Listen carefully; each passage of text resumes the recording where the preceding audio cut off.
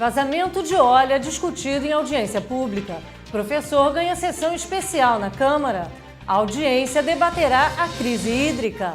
Nova diretoria do Sinspimar toma posse nesta quarta-feira.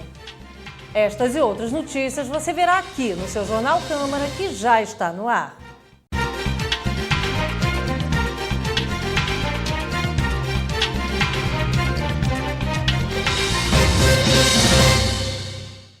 A presidente Dilma Rousseff sancionou na última quarta-feira a lei que estabelece a menor renda como critério de desempate nos processos seletivos para acesso às universidades.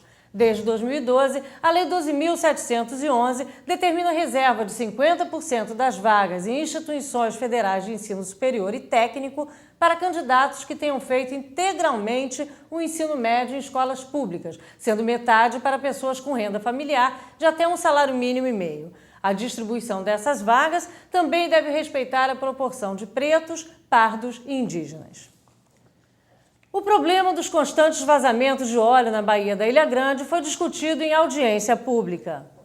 O Ministério Público Federal realizou no Yacht Clube Equidaban uma audiência pública para colher depoimentos que serão utilizados no inquérito sobre os vazamentos de óleo do terminal da Transpetro. O encontro foi presidido pela Procuradora Federal Monique Schecker.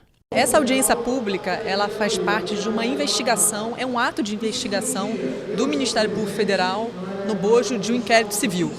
Na realidade, ela visa justamente identificar as causas, as consequências, as ações que foram tomadas após esses 3 vazamentos e, eventualmente, as indenizações pagas pela empresa. E é um momento da empresa falar e também haver contra-argumentação por parte da sociedade, por parte dos outros órgãos. Respondeu, ela sempre tenta responder, né?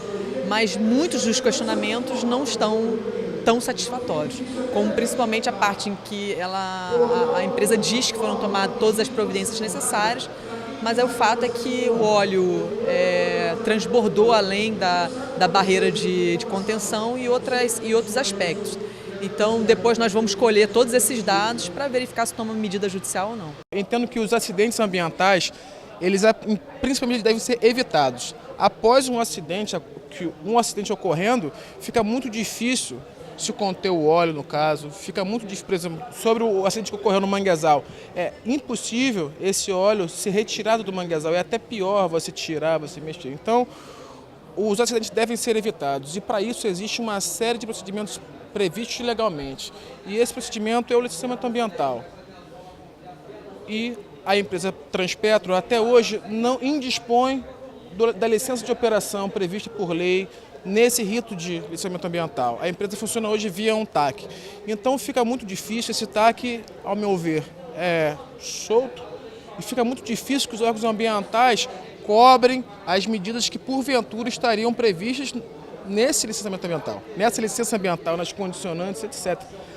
O licenciamento ambiental tem uma série de exigências, tem uma série de análises que são feitas pelos órgãos ambientais que, porventura, tomaram um rumo diferente no caso do Transpetro. A gente tem participado de todos esses movimentos ligados à pesca, ao meio ambiente. Eu que sou da área, também família de pescador, então conheço muito bem esses problemas. Mas quando a gente vem participar de um evento desse, a gente fica assistindo as autoridades se degladiando, batendo de frente. Um não entende o outro, que um não avisou, que a competência do outro, que ficou sabendo depois. Uma desconectividade muito grande, é triste para nós. Em pleno século XXI, no ano de 2015, com uma gama de legislação voltada para a área ambiental, cheio de restrições, cheio de unidade de conservação, ainda batendo a cabeça. E o pior disso, não tem um direcionamento e não sabe o que fazer. O dano ocorre, né, e não chega na ponta, e de fato, para ser reparado tanto ao meio ambiente e nem tampouco aos povos, comunidades tradicionais e ao pescador. Então isso é muito triste a gente observar essas questões. Então teria que ter um alinhamento melhor, teria que ter uma disciplina melhor para que tivesse um passo a passo, um ritual a todo ser cumprido. Porém, a gente parabeniza a ação do Ministério Público, da doutora Monique Schecker, que sempre tem procurado, apesar das dificuldades, buscar essa discussão, esse debate, para que também não fique esquecido, porque acaba o dano acontecendo, são multas, notificações, recurso, e a empresa, quem causa o dano, nunca é punido. Quem é punido é o povo e a sociedade. A secretária municipal de Meio Ambiente e Desenvolvimento Urbano, Ana Nascimento, acompanhou toda a audiência e destacou uma série de medidas que precisam ser tomadas pela Transpetro para prevenir os vazamentos. A gente trouxe para cá todas as medidas que a gente adotou quando dos 2 vazamentos, né? E algumas propostas, tanto de controle, aumentar o controle e monitoramento de todos os órgãos fiscalizadores, seja a Prefeitura, o INEA ou o IBAMA, como também algumas propostas ligadas à segurança propriamente dita da operação, quer dizer, pelo menos assim, algumas sugestões, né? Até porque tecnicamente, que também foi uma das nossas propostas, na verdade, que o corpo técnico do residente em Angra, quer dizer, que trabalha nessa região, que seja assim, melhor treinado com relação às atividades ligadas a petróleo, porque na verdade hoje em dia a gente meio que fica rendido, né? Porque é pouco preparo mesmo técnico. Solicitamos também que o órgão licenciador, que o INEA possa ter um técnico capacitado, né, nessa função, tanto para licenciar quanto para fiscalizar. E o pedido que acho que a gente mais reforçou aqui é de conversão da multa de 50 milhões em serviços ambientais para a região. Eu acho que isso é o maior foco, porque na realidade, aparentemente parece que isso está sendo usado como moeda política, assim, né? O licenciamento só vai ser liberado mediante pagamento da multa, e aí sabendo que o Estado também está precisando de recurso, né? Assim como o município, assim como o país inteiro, mas na realidade a gente entende que esse dinheiro tem que ficar na região, na área onde foi atingida por esses vazamentos. Alguns vereadores de Angra dos Reis participaram da audiência proposta pelo Ministério Público. Foram eles: Marco Aurélio, José Antônio e Jairo Magno. Todos destacaram a importância da empresa Transpetro para o município. Eu aplaudo todos esses eventos. Uma audiência pública, principalmente, para discutir a nossa Baía da Ilha Grande, ela é muito importante. Agora, eu lamento, o Estado, através da Secretaria do Estado do Ambiente, ainda não fez um plano de ação emergencial para a Baía da Ilha Grande. Só existe um plano efetivamente concluído, que é da Baía da Guanabara. A Baía de Sepetiba está ainda em movimento. E Angra nem pensaram ainda. E nós temos aqui diversas marinas, nós temos estaleiro, nós temos complexo nuclear, nós temos o terminal marítimo da Petrobras e não existe um plano de ação. Então, como que nós vamos discutir quaisquer assuntos referentes ao terminal marítimo da Petrobras? Que nós não podemos perder, né? Nós temos até que discutir a ampliação do terminal marítimo da Petrobras, né? Agora, eu estou aqui hoje para fazer essa discussão. Cadê o plano de ação emergencial da Baía da Ilha Grande? Se nós temos aqui um estupim, né, que pode explodir a qualquer momento, né? Diversas marinas têm postos de combustível. Nós temos o complexo nuclear, nós vamos para a terceira usina, nós temos o terminal da Petrobras, enfim, nós temos que cobrar do Estado essa ação em relação ao plano de ação da Baía da Ilha Grande. Sem isso não tem qualquer discussão que chegue a lugar nenhum. É preciso separar algumas coisas. Primeiro, são 2 vazamentos distintos.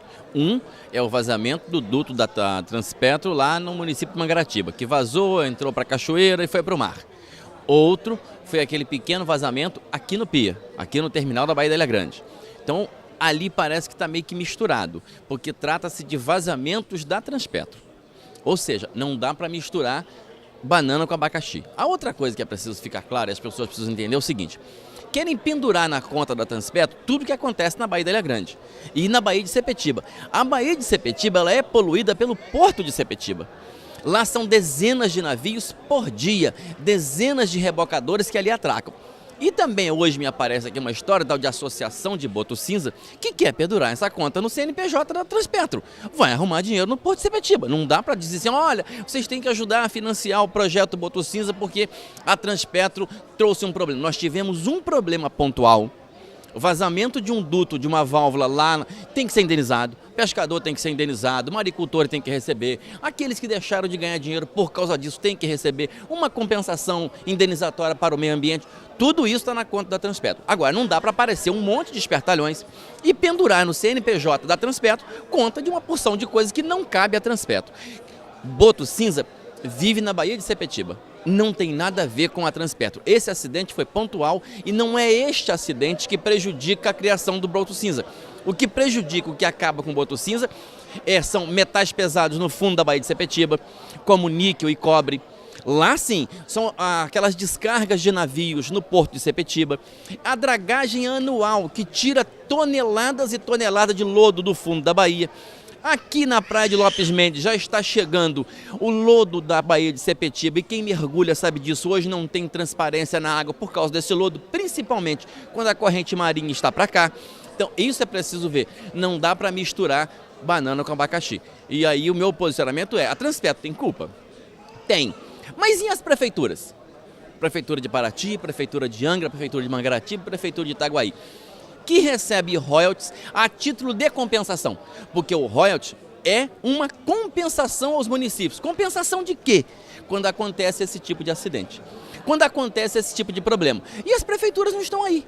Está todo mundo de braços cruzados, como assim? Fazendo cara de paisagem, isso não é comigo. Então eu vou mencionar ali para a promotora, para a procuradora, que as prefeituras estão faltando nesse processo e é preciso arcar com as suas responsabilidades. Então eu acho que tem uma coisa misturada, infelizmente uma audiência pública confusa, misturando muitos assuntos, muitas coisas diferentes, muita gente querendo se aproveitar desse momento e dessa oportunidade. Toda vez que tem uma comoção dessa, todo mundo tenta tirar um pedaço, mas não dá para pendurar tudo no CNPJ da Transpetro. Fundamental. Primeiro, para definir responsabilidade e principalmente proteger e defender os pescadores, porque não dá para se discutir só ao pé do acontecimento. Angra, por exemplo, nós temos as maiores fazendas marinhas do estado, nós temos referência. Hoje nós temos 230 mil dúzias de coquilhos no mar, temos 3 mil peixes.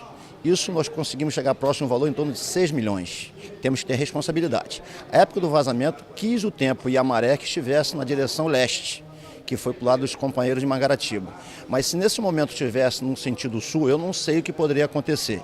Eu tenho como encaminhamento que a Transpetro e a Petrobras deveriam participar, junto com a Secretaria de Pesca e o próprio Estado, do processo de monitoramento.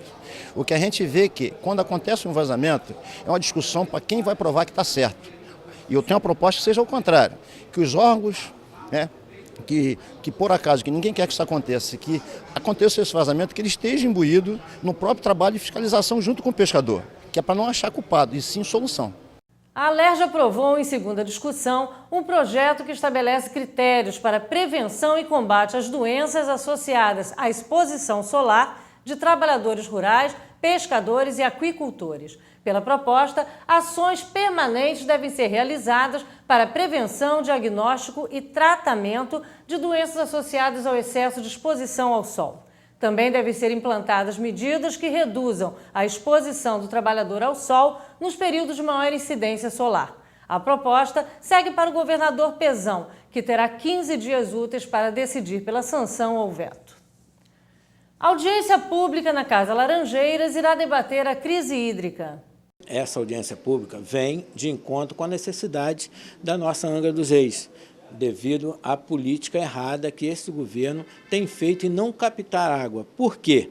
Porque nós temos água de Garatucaia ao Parque Mambucaba, né? Temos vários mananciais, eu mesmo fiz uma matéria no Bracuí, são 3 cachoeiras no Bracuí. Agora, o que está faltando é realmente nós nos entendermos, a Casa Legislativa, o Executivo e a população. Porque não dá para a população pagar seus impostos em dia e não ter água na torneira. Sabemos que tem água. Então, nós estamos aqui fazendo esse requerimento, essa audiência pública, e aí estou chamando você, que é presidente da Associação de Moradores, que sofre, né, com a sua comunidade, porque a comunidade, quando reclama com razão, não é isso? Porque não tem água na torneira e sabe que temos vários mananciais. Então, hoje, nós estamos fazendo esse requerimento, chamando a atenção do Executivo, chamando a atenção também dos empresários, empresários que têm em Angra dos Reis que querem ajudar. O que falta é nós criarmos uma política, chamar esses empresários para a mesa e resolver esse problema de uma vez por todas. Temos projeto de captar água do Bracuí para cá, então vamos colocar esse projeto em ação, porque dinheiro o município tem, empresário o município tem, então o que está faltando realmente é um entendimento entre a população, a Casa Legislativa e o Executivo. Estou chamando vocês que querem discutir esse problema, porque o ano passado e no início deste ano tivemos vários movimentos nas rodovias, no centro da cidade, não é isso? E com razão, a população tem que vir para a rua mesmo, enquanto nós não tomarmos uma providência. Então, sexta-feira, dia 13, 19 horas, na Casa Laranjeira, estaremos colocando na mesa e discutindo com toda a sociedade, com o empresariado, com o Executivo, com o Legislativo. Precisamos da sua ajuda, que é morador e que precisa da água na torneira. Prosseguem as atividades do Novembro Azul, mês dedicado à prevenção das doenças do homem, em especial o câncer de próstata. Na quinta-feira, 12 de novembro, serão realizadas palestra e atividade corporal no Corpo de Bombeiros. E na sexta-feira, palestra e programa Hiperdia para a equipe da NET Angra. Paralelamente, também neste mês de novembro, será desenvolvida entre os dias 23 e 27 de novembro a campanha de prevenção contra o câncer de boca. Fiquem atentos às campanhas e não deixe de atuar na prevenção da sua saúde. A seguir, nova diretoria do Sinspimar toma posse nesta quarta-feira com a promessa de realizar uma auditoria no sindicato.